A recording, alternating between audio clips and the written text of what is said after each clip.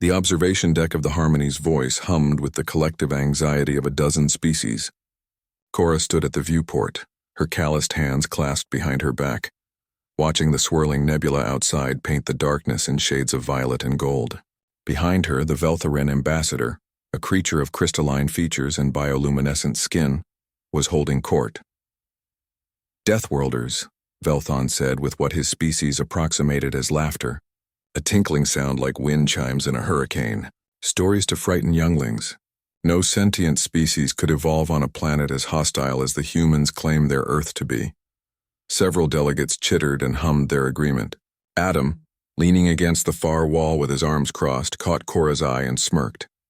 They'd heard this before, countless times since humanity had joined the Galactic Coalition 3 years prior. The disbelief, the condescension, the certainty that humans must have fabricated their homeworld's dangers. "Gravity twice our standard," a Felian delegate added, its 6 eyes blinking in asynchronous waves. "Atmospheric oxygen levels that would be toxic to most species. Native predators larger than combat mechs. Impossible.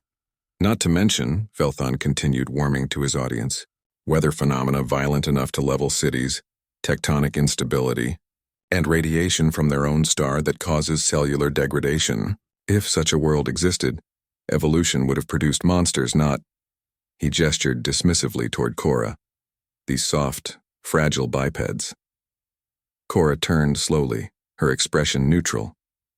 "Ambassador, we've provided geological surveys, atmospheric readings, even DNA analysis of Earth's megafauna. What would it take to convince you?" "Perhaps if you could demonstrate this supposed hardiness," Velthon said, his crystalline features refracting the deck lights into rainbow patterns.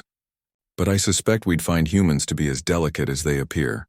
Before Cora could respond, the ship's alarm system shrieked to life. Red emergency lighting flooded the deck as the captain's voice crackled over the intercom. "Breach in cargo hold 7. Specimen containment failure. All personnel evacuate to emergency pods." This is not a drill. The delegates erupted into panic. The Felian skittered toward the exit on its multiple limbs. A Gorvian ambassador resembling a floating jellyfish deflated with fear. But Velthon froze, his bioluminescence flickering erratically. "The Zereth," he whispered. "They were transporting a Zareth." Adam pushed off the wall. "What's a Zareth?" "Apex predator from Gorath 4, Cora said, already moving toward the cargo bay access. "Acidic blood, exoskeleton that can withstand small arms fire, and a hunting drive that doesn't stop until its prey is dead. And they brought one on a diplomatic vessel because—" "Trade exhibition," Velthon said, his voice trembling. It was sedated. Supposed to be secure, the ship shuddered. Through the viewport, Cora could see crew members fleeing down corridors. Then she heard it, a sound like metal being torn apart, followed by a shriek that resonated through the hull itself. "Everyone to the escape pods," Cora ordered. The delegates didn't need to be told twice. They scattered, but Velthon remained rooted, staring at the corridor where the sounds grew louder. "It's between us and the pods," he said flatly. "We're dead." Not yet. Adam was already pulling emergency supplies from a wall locker, a medical kit, a cutting torch, some cable. "Cora?" She nodded, understanding passing between them without words. "Get them to auxiliary exit B. There's a secondary pod bay 2 decks down." "What are you going to do?" Velthon asked. "What Deathworlders do." Cora cracked her knuckles. "Survive." The Zareth rounded the corner like a nightmare-given form, 3 meters tall. Its segmented exoskeleton gleamed black under the emergency lights. 6 legs carried it with horrifying speed, and its triple-jawed mouth dripped with luminescent saliva. Its eyes, clustered and multifaceted, fixed on the group. Velthon made a sound no translator could process, but Cora stepped forward, not away. "Adam, get them out now, Cora, now." Adam grabbed Velthon's crystalline arm and hauled him toward the auxiliary corridor. The other delegates followed, their survival instincts overriding their curiosity. The Zareth tensed, preparing to charge past Cora toward the fleeing prey. But she did something that stopped the creature mid-stride. She didn't run. She didn't attack. Instead, she stood perfectly still and began to breathe. Slow, deep, measured breaths. The Zareth's head cocked, confused. Its prey wasn't fleeing. The instinct to chase wavered. Cora lowered herself slowly, making herself smaller, less threatening. Her heart hammered in her chest. Human adrenaline response evolved from a million years of predator-prey dynamics on Earth. But her training held. She'd worked with everything from grizzly bears to saltwater crocodiles back home. Predators, she knew, followed patterns. The Zareth approached, cautious now. Its acid drool hissed where it struck the floor. Cora remained motionless, her eyes focused slightly to the side. Not a direct challenge, not prey behavior either. Something in between.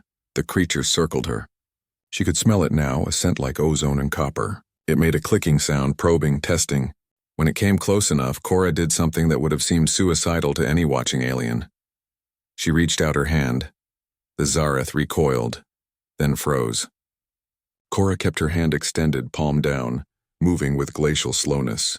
Her fingers found the ridge where its exoskeleton plating met softer tissue, a vulnerable spot.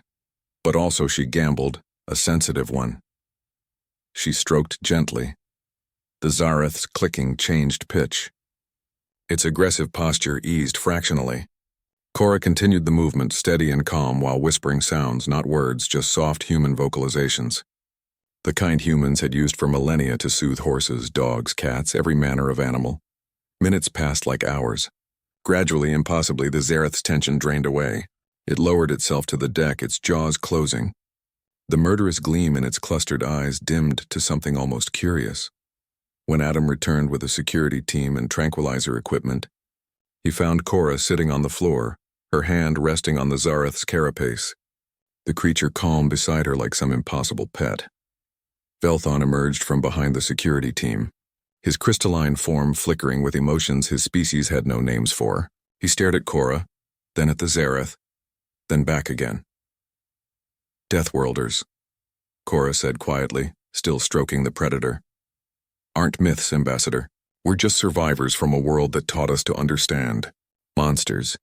Because we lived alongside them long enough to learn their language. The Zareth made a sound like a... Per Velthon's bioluminescence shifted to a color that meant only one thing in any language: profound respect.